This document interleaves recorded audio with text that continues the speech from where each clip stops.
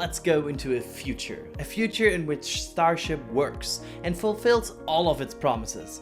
Easy and fast access into space, cost savings and over 100 tons in low Earth orbit. A fully reusable configuration. But what are the consequences for everyone else? Will we see more American rockets or less? And what about European rockets like the recently debuted Ariane 6? So what will be the fate of all of them? Let's travel into this potential future and explore which options and market situations certain rockets in the world have right now and might have in the future.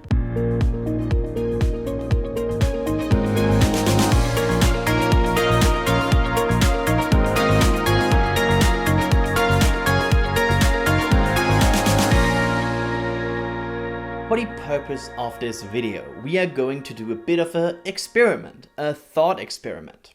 I want to preface this video by saying that a bit of speculation will be involved. That's in the nature of looking into the future, so consider your speculation alarm triggered as we dive into this here. We have a significant amount of upcoming rockets, smaller ones and bigger ones, American and European. Some are reusable and some are not. And one company hovers over all of those, SpaceX. The industry leader is developing Starship, as you all know, to be a more than 100 tons to low Earth orbit and on top of that, fully reusable rocket. So what about all of these upcoming other rockets? Are they a bit too late? Which of them have a purpose and which of them might be in danger? And what of that all depends on the success of Starship. We start by first focusing on some smaller rockets and then go into the bigger and bigger rockets of the industry. First, let's start with the non-reusable rockets. We all know the SpaceX Transporter program, a rideshare program that combines a huge number of satellites on a single Falcon 9 to kinda crowdsource the cost of a single rocket launch and to enable several payloads a cheaper ride to space than they individually could have booked it. The competition concept to this is of course the smaller launchers. The 50 or 100 of the transporter sats could also have launched on a few Electrons or other smallsat launchers. And there are different solutions to this. Rocket Lab, for example, a provider of the Electron rocket, announced a new rocket that is adjusting to these modern market conditions. Rocket Lab a few years ago announced their Neutron rocket. Neutron aims for a fully reusable first stage and fairing clamshell structure, while the second stage is fully expandable and easy to produce. The advantage? You get most of the cost back while not compromising your second stage performance with reusability. Let me explain that. To land a stage, you need energy, either in a way to slow down your rocket massively or to lift all the heat shield or other components that you are using to slow down your stage. This all is the energy you won't have for your second stage to go to higher energy orbits. Starship solves this with this tanker concept. If you can refuel, you can get more fuel into space, go to higher energy, deploy and still land. That's one solution. Rocket Lab tries to reuse as much as they can with their first stage and fairing, while squeezing out as much cost advantage as possible out of the second stage. This could potentially help them launch smaller payloads to much higher energy orbits, also utilizing their Photon satellite kick stage and more. Will this work? I lack the crystal ball to say that, but it certainly is diverting from the direct playing field of SpaceX, so you have a chance to find something that brings you a market advantage. Neutron caters to these LEO constellations and wants to be the alternative in the weight segment far lower than SpaceX. So maybe it can be a Rolls-Royce kind of concept for the payloads that are not launching on a huge Starship rideshare. Something that wants a dedicated spot, a dedicated space and a dedicated time and can be placed in a specific orbit a bit faster. This might not be that appealing to a university satellite, which already lacks the funding to get a proper ride to space. These smaller CubeSats are usually part of initiatives of NASA or other science organizations, and with luck secure a slot on either a transporter mission or a very early launch of new vehicles. These are not the target for Rocket Lab and other of these more dedicated mission launchers. But if you look at institutional launchers, more heavy payloads in the 1 to 3 ton range, telecommunications, etc., the budget that is sunk in these payloads is already massive. If the cost difference between a Starship type vehicle and a smaller vehicle is not that huge anymore, which Rocket Lab aims for with Neutron, such a payload might choose comfort over the bus to the city and pick a dedicated launcher. This brings us to the advantage of all of these launchers, or at least what they hope for: individual orbits and adjusted performance based on payload's needs. Imagine a rideshare is more like a bus. You book it and you go where it goes. These smaller rockets are advertising direct orbit insertion instead of these bus-like deployments. So far, this does not seem to be resulting in a huge demand spike for smaller rockets versus SpaceX, as we can only see their dominance grow. But maybe adapted rocket concepts, such as Neutron, can help here. And to be fair, next to Falcon 9, every rocket right now seems slow. But Rocket Lab is actually in the 50s with its Electron rocket. That's not too shabby and quite a cadence, if you ignore the huge market dominance that Falcon 9 has right now. Another capability that ties hand in hand with this is rapid response. Firefly recently demonstrated in a rapid response mission how they can receive and launch a payload in less than 24 hours. This could be another huge use case for these smaller, more dedicated launchers, as they might not outperform a Falcon 9 on a transporter, but maybe on a fast turnaround mission with only one paying satellite. Of course, there's currently not a demand for a lot of these fast response missions, but maybe the Space Force in the future will have a high demand for it. They are at least testing it out. And the Space Force has money. So, if these launchers at least manage to stay close to the competitive range, such an open market can after all lead to innovation and competition, which payload providers such as the Space Force benefit from. And then, in the final segment of these smallsat launchers, we have regional exclusive. Looking at the European startups such as ESA Aerospace, Rocket Factory Augsburg and more, these can help to enable a region to launch classified missions into space without depending on another region to launch. Of course, it will be hard initially to be price competitive against the transporter program, but there is a chance for political will to have regional independent access to space. This could result in, for example, a classified satellite not launching on a Falcon 9, but instead on a regional European rocket. After all, Falcon 9 was born out of the will to secure American access to space, so the same could be true for future launches in other regions, such as Europe, India or Japan. And we see these regional efforts. The European Space Agency is from time to time providing development contracts to these smaller startup companies. And also other regional players, such as Airbus and OHB, have in the past shown investment into the small launch sector. Of course, they could always just bank on the market leader, SpaceX, but sometimes this bit less dependency on a single company is worth a few $1 million of investment. Side note, as a European, wouldn't it be great if we had a concept like COTS, the Commercial Orbital Transportation Services? This was the program that got a ton of funding for the early Falcon 9 development, which would be greatly appreciated here. These companies seem to be interested in thinking big. Now they need to get the funding to go big. And these small launchers are not opposed to making their rocket reusable. We have heard from various providers who either already plan for that or at least have it in mind for future iterations. The question of course is, can such small reusable rockets stay competitive against the big Falcon 9 and the even bigger Starship, since these can use their scale for even bigger operations. But the goal here for sure is offer something they can't. Which brings us back to being the Rolls-Royce to space, as mentioned earlier. It is a challenging market segment, as we saw with companies already declaring bankruptcy in the small market. Some so far have survived, but even Rocket Lab is in a position where they need to diversify their portfolio, with things such as bigger rockets, space tugs and satellite platforms.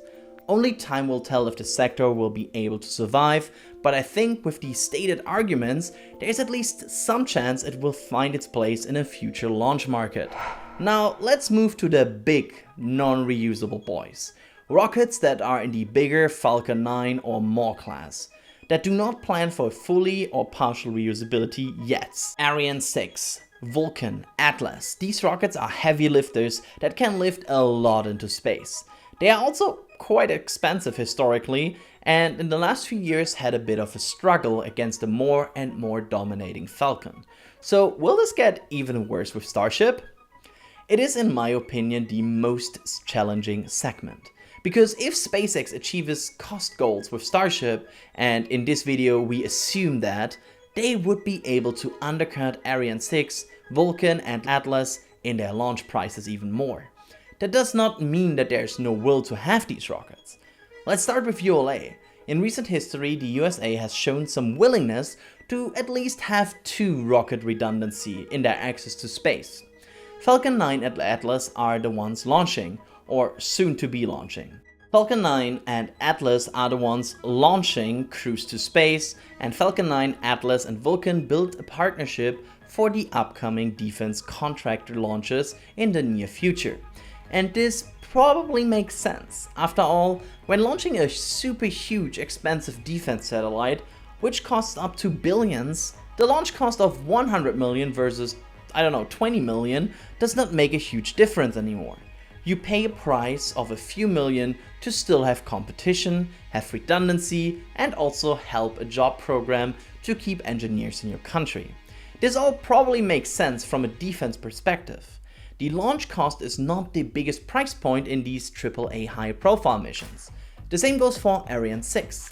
Having an independent heavy launcher in Europe probably makes sense from a defense standpoint. Instead of only relying on international partners to launch your high-level secret satellites.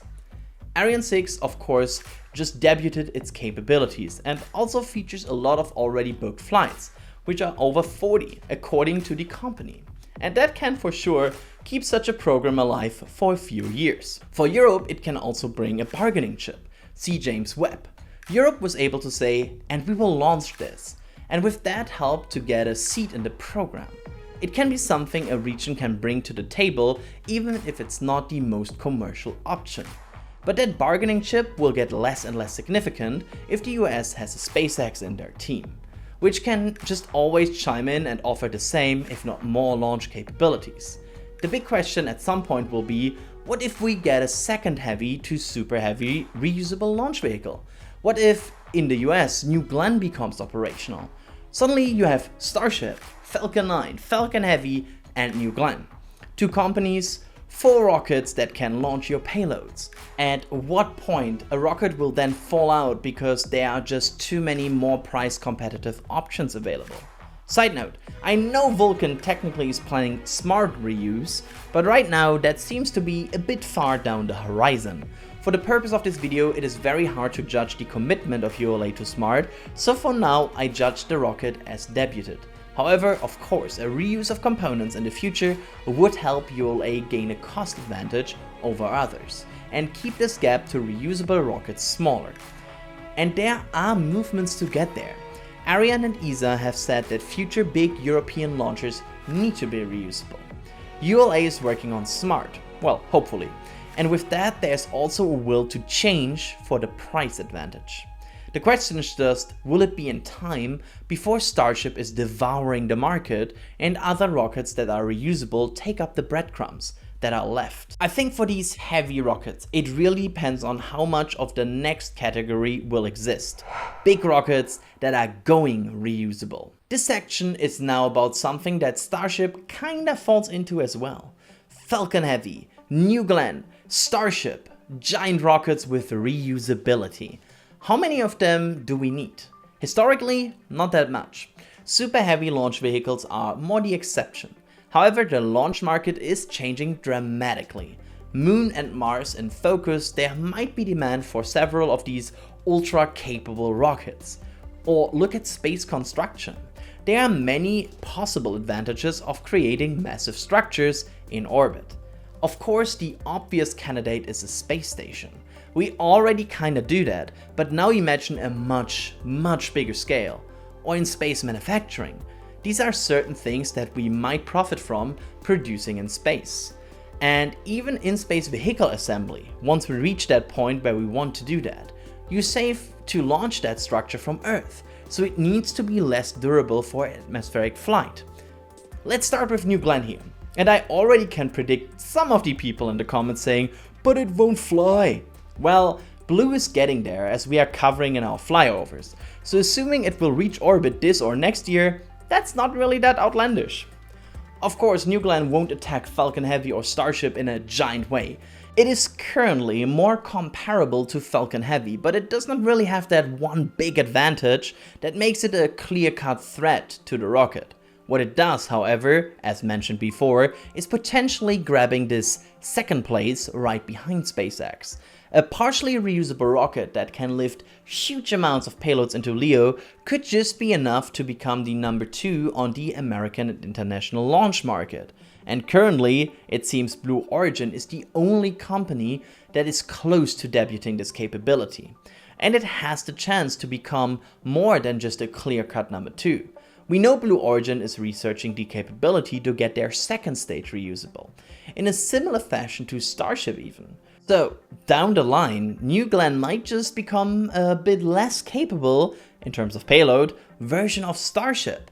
There's a market for that, especially with things like Kuiper, which can, similar to Starlink, provide early demand for such a rocket. And it could help Blue bridge the gap to New Armstrong, their third planned rocket, and probably something in the range of Starship class vehicle. I know some people in the comments will disagree with this, but honestly, Blue Origin is the best chance right now to create actual competition for SpaceX and Starship. Are they close? No, but nobody's close right now. They're just the closest, and they have the funding. Jeff Bezos has shown some dedication to provide funding and contracts through Amazon for his rocket company. This can help bridge the gap between the early days and later a bit more. And now imagine this situation. Of course, SpaceX is the unfighted market leader. After that, you have currently ULA well placed with the Vulcan rocket.